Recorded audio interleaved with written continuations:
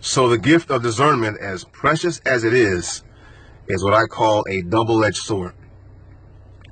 And I call it that because there is a grief associated with that gift, and there also is obviously a glory that is associated with the gift of discernment. And the reason why there is a grief is because there are times when there are people who are celebrated as a prophet and a mouthpiece of God, or an oracle of the Lord, by large swaths of the body of Christ, and some of them are even your friends. But discernment, the gift of discernment, that has not a whit to do with anything subjective to you or any type of personal suspicions, the gift of discernment, like a laser beam,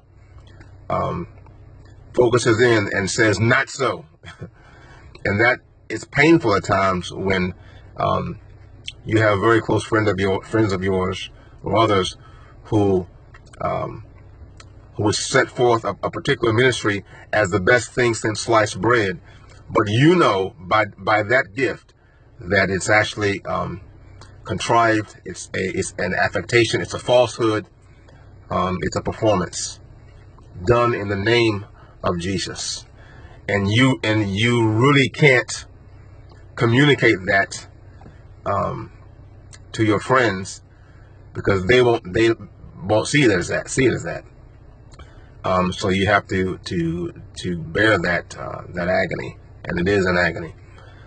And then there's the glory of the gift of discernment.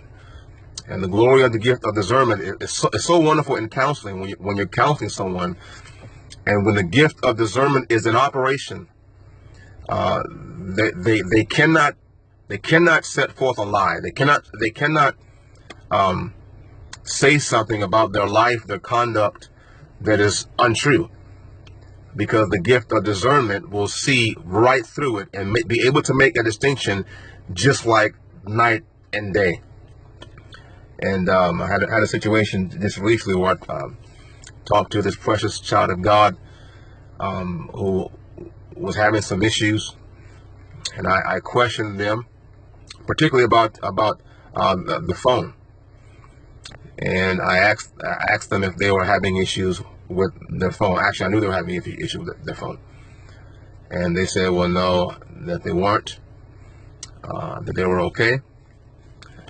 I said, "You're not okay, and I know that you are having issues with your phone. You are in the privacy of your own home, looking at things on your phone that you should not look at, and drinking from the well of this world, and you think that you're okay just because you're in your home and nobody can see you, and nobody can see you."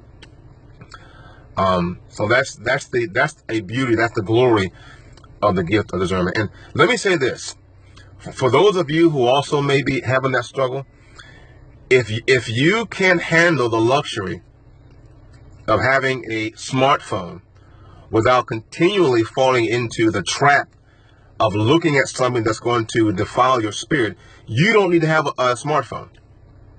Get a flip phone. Get some other type of phone by which you can communicate and conduct your business. But don't keep on allowing yourself to falter with a smartphone. If you need to go get a different kind of phone, go get a different kind of phone. A smartphone is not. It shouldn't cost you your purpose and your destiny.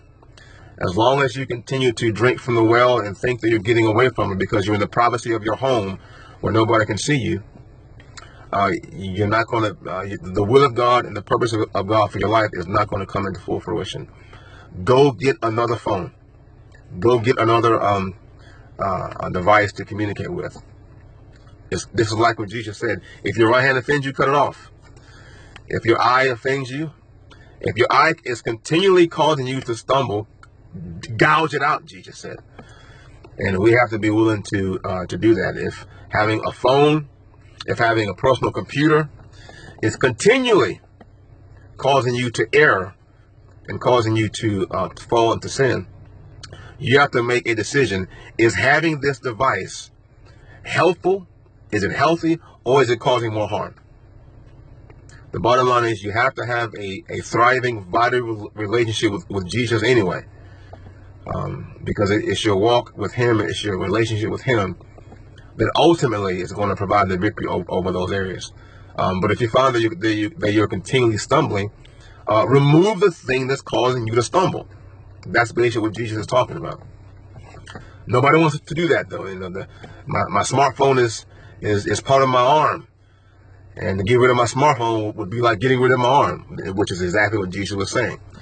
Be willing to get rid of your arm so that you won't be in trouble in the future. So again, thank God for the gift of discernment. For those of you who continue to fall, whether you're a man or woman, if you continue to drink from the illicit wells of this world because of your smartphone, get rid of your smartphone. Your computer, get rid of your computer. And until you can have enough discipline and enough fortitude in your spirit to have those luxuries without injuring and damaging your spirit and your heart before God. Amen. God bless.